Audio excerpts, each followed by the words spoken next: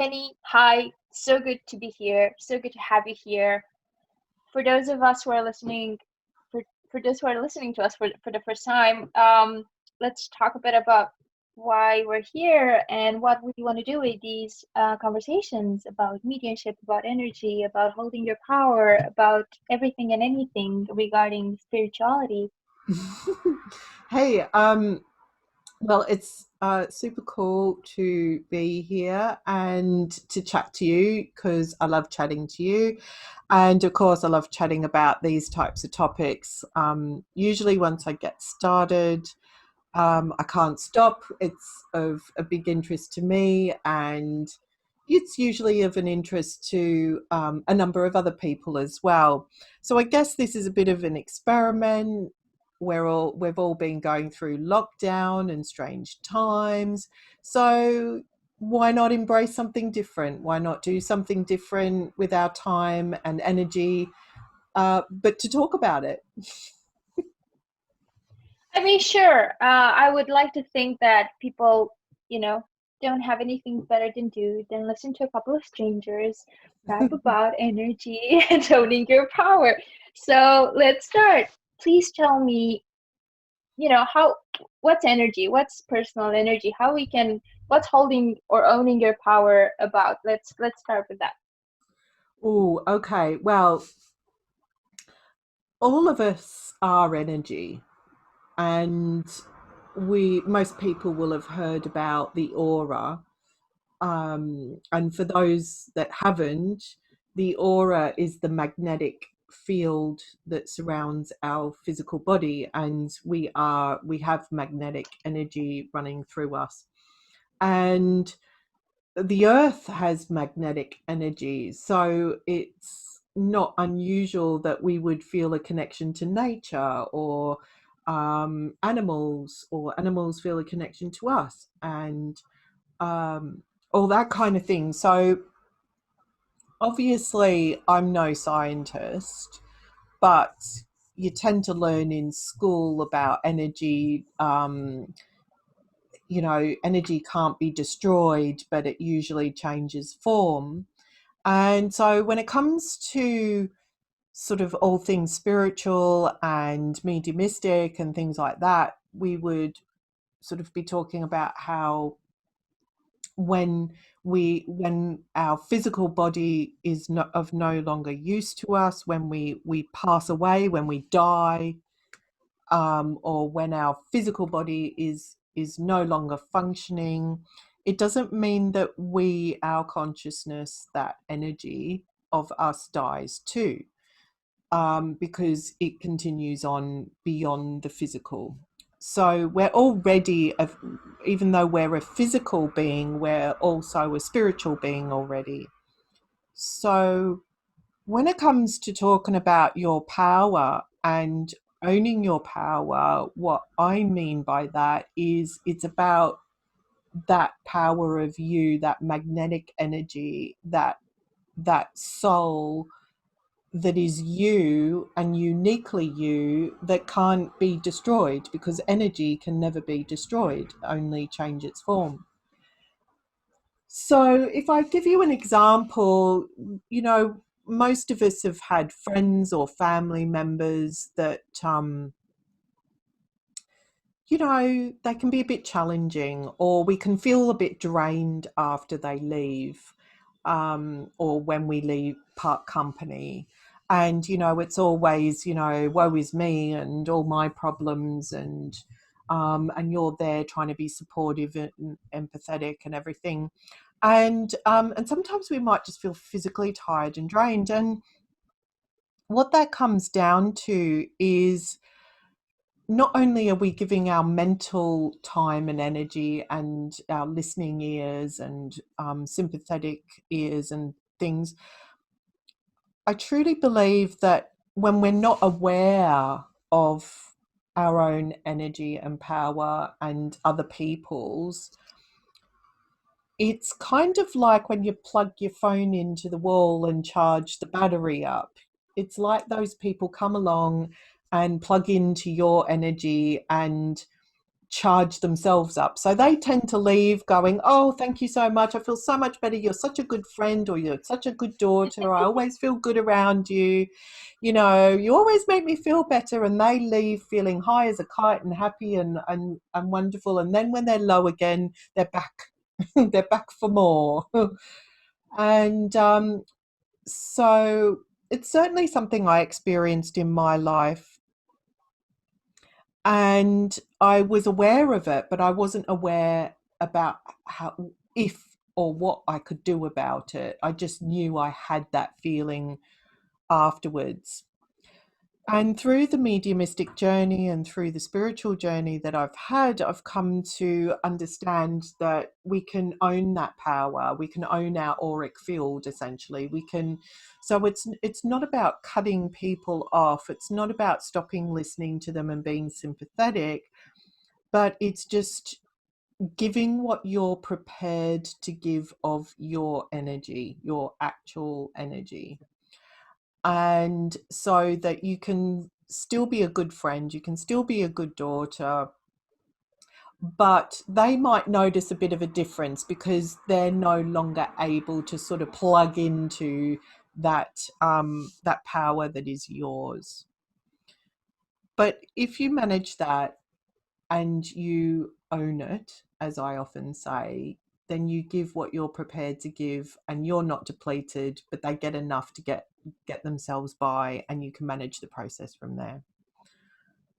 So I might be waffling a little bit. I tend to do that and go off on tangents. So hopefully people will keep up with me. And I guess anyone listening might be like, but how? But how do I own my power?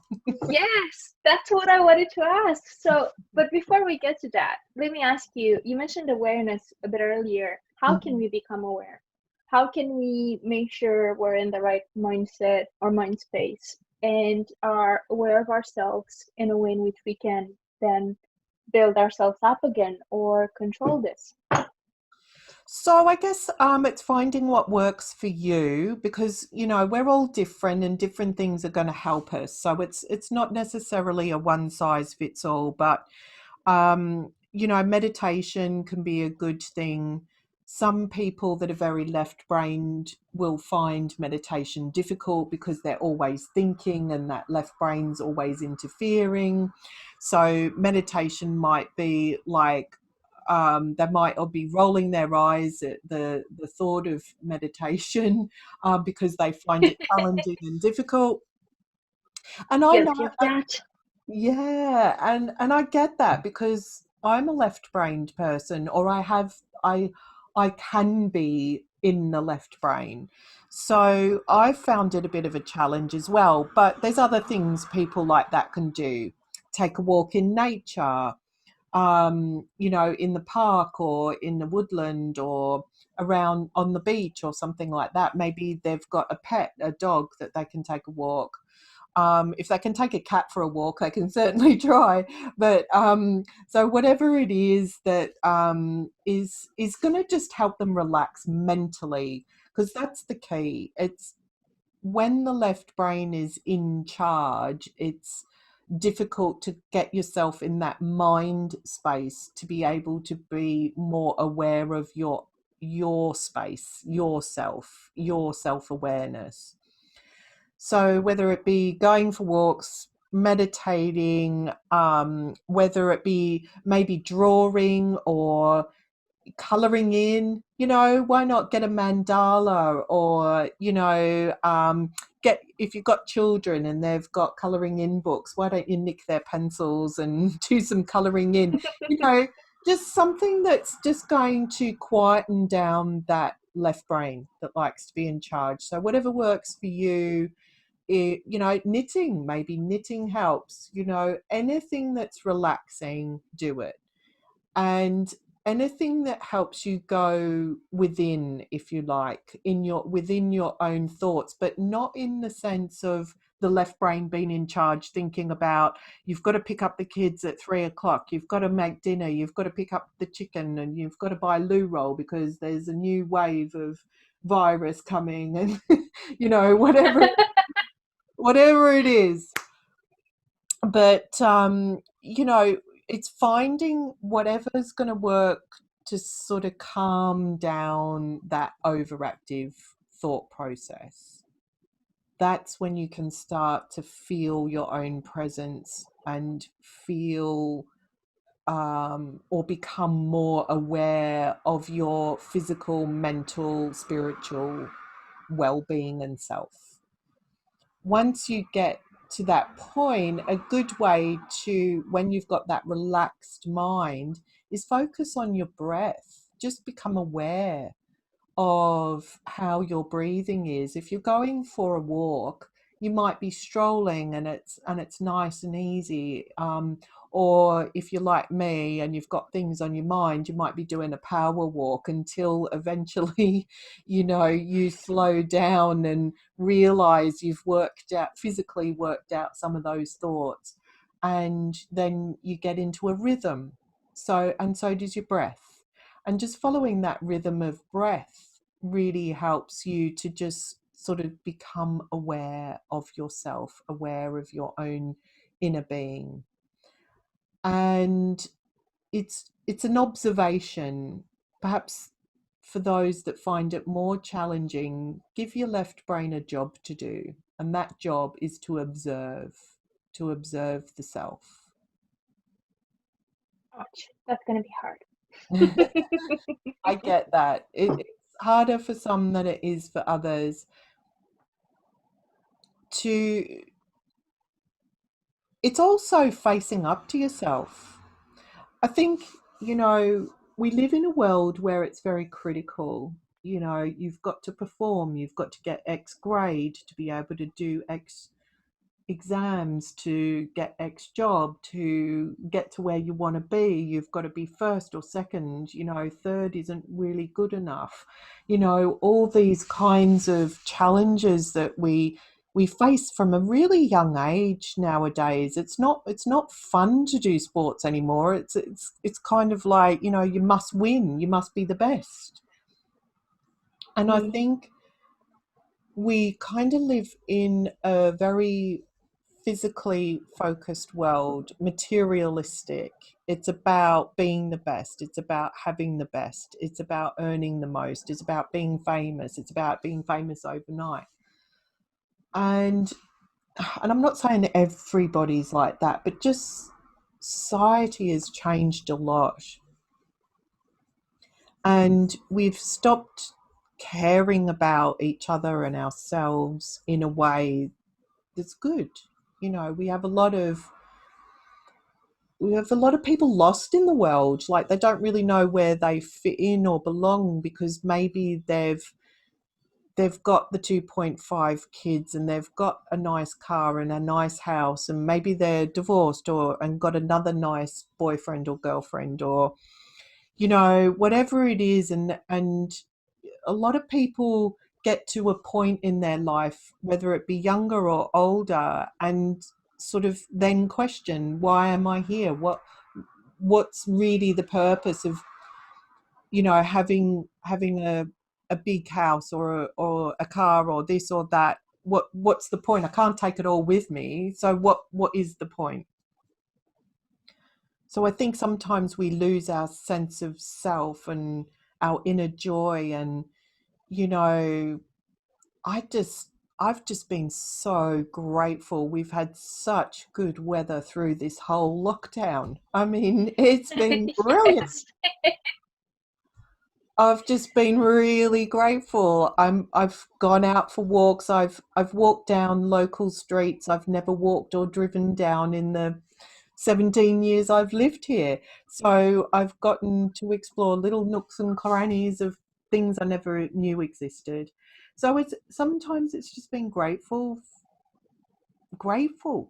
for the small things and realizing life isn't all about the material things. That's a lot to process. So I'm gonna ask, because I'm an overthinker, and you know me. What do we do if we're overthinking this and we go into like anxiety mode because we cannot own our power? How can we make this? How can we not make this? You know, transform it into something that's actually bad for us, if you know what I mean. Because that pressure of overachieving can can roll in. And how can we stay away from that when it comes to something so, I don't know, almost this is almost like flow, isn't it? Something Mm. so untouchable, Yeah, I ungraspable, mean, look, I guess I love having deep conversations, and it's pretty hard in a 10, 15, 20 minute conversation to kind of sum up everything we think and feel about life and put the worlds to right. Um, but the fact is, yes, we have a physical body, we're constrained by the physical body. I'm getting older, and trust me, I'm feeling the effects of getting older in my physical body. You know, we have limitations. Um, but equally, I'm lucky enough to know that I will be freed from this physical body at some point, and I'll carry on. And when it comes to anxiety and things, and I guess part of what I'm trying to point out is we're already a spirit, we're already a soul, and we happen to have a physical body, and we happen to be living a physical life. So we can't dismiss the fact that yes, we do have to have a job to pay the bills and so on and so forth, and we have responsibilities in life, and sometimes depending on our personality types and the way life flows, we can feel the burden of those responsibilities. So it's important to acknowledge that sometimes we have to be focused on physical life problems and situations, but it's understanding that this too shall pass. That um, whether you do nothing or whether you over stress about it, something will change. It will move on. Something else will happen. And sometimes things are out of our control. So it's understanding, and I'm not a psychiatrist or a psychologist or anything like that. So I certainly don't want to come across that way. But sometimes we have to accept that we can't control every little thing in our life. And and you know, like this whole lockdown business and and COVID and everything, we can either sit at home and fill ourselves with anxiety over it, or we can accept that there's a certain amount of that that's out of our control, and therefore, you know, make the most of it, like use the time wisely. So owning your power and um, working through moments of anxiety is knowing yourself, and is being honest with yourself. What can you control? What can't you control? What what's how can you be a better person through the process? So being honest with yourself is not an easy thing. A lot of people project outwards, and when you look inwards, it's a different process because there has to be that honesty with self and how you really feel about things and situations and people and so forth. And so perhaps when it comes to owning your power, you have to also find that honesty. You know, we're not all perfect. I know I'm not perfect. I accept I'm not perfect. But for a long time, I couldn't accept that. And because not because I was told I had to be, but you know, everybody wants to be liked. Everybody wants to be liked by as many people as possible. But the fact is, we're all different, and we don't all get on, and we don't all see eye to eye, and we can't make other people understand our point of view. So then, when you, for example, realize that you yourself don't get on with everybody, then how can you expect everybody to get on with you? So then there comes that honesty and that acceptance. And so then that process allows you to understand that actually you can't control or force anybody to be anything else than what they are. And so then there's a process of letting go, and then you start to own your own power in that because you accept who you are, and that you're not going to be what somebody else or everybody else expects you to be. So that's part of that owning the power. And then look, we're going to have challenges in life where it may raise our anxieties. But then if we work through those challenges and know that it will pass, then we understand that we've got a strength within to get through it. And we all have that. We all have an inner being and an inner strength that carries us through every challenge, as well as all the great times and all the good things that happen in life. And those great things and good things that happen in life help us and help give us strength for those times when we're going to be faced with a challenge. Preach, Penny, preach. Yes. Um, Speaking of jobs that pay bills, do you remember last year when I called you? And I was so stressed. I was in a job I wasn't enjoying at all. And I was telling you about this coworker of mine that like kept sucking all my energy, and I was so depleted, so depleted. Um, would you like to share with with everyone listening to us today, what you told me then and how you advised me to create my bubble and all of that, and that really helped me. And whenever I'm finding myself in a similar situation, I do that exercise with myself, and it helps so much. And I feel that's one of one of the tiny things that we can actually control, how we manage ourselves in cases Yeah. like this when we're aware of them. Yeah, so I can't remember exactly what I said. Of course, it must have been genius at the time. It was. So I can't guarantee that I'm going to be able to recount this for everybody right now, but it's, I like to think about it like this. As I said at the very beginning of our chat, that, we all have an auric field or a magnetic field around us. And, you know, it's sort of egg shaped or circular, however you want to sort of visualize that. But one thing's for sure, we've got this energy field around us. So if it helps, imagine it like a bubble. That's what I do. And when you're a kid and you had those little things where they'd have the loop and you'd blow bubbles. I kind of, and because of the soap, it's all like got that rainbow color around it. So I kind of imagine it like that. I just visualize it. I've got a creative mind. So that works for me. It might not work for anybody else, but I usually say to people, just imagine there's a bubble around you, and that if somebody's coming into your orbit, that bubble, and they're a bit of an energy zapper. I mean, some people kind of call it energy vampires, and I guess I can understand that terminology. So let's put that out there.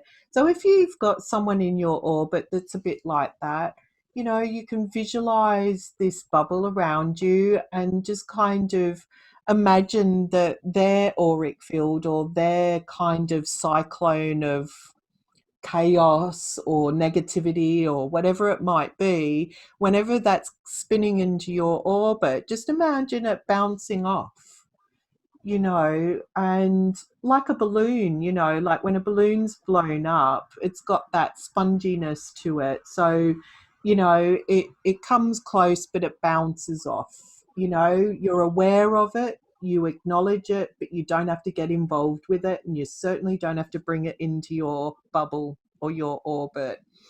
And, you know, it could be good to just kind of visualize that and imagine that, like, when you're breathing out, you're just kind of enforcing that bubble around you. And I mean, there's all sorts of like theories that, like, if you're trying to trying to stop yourself from saying something you regret, count to 10 and all that sort of thing. Well, why not just kind of focus on your breath, visualize this bubble, and just kind of smile and acknowledge they're in your orbit, but just don't bring them into your world. And usually it helps you because you just become aware of your world, your orbit, and they're not getting whatever reaction or whatever energy they seem to want to get from you because you're owning your power.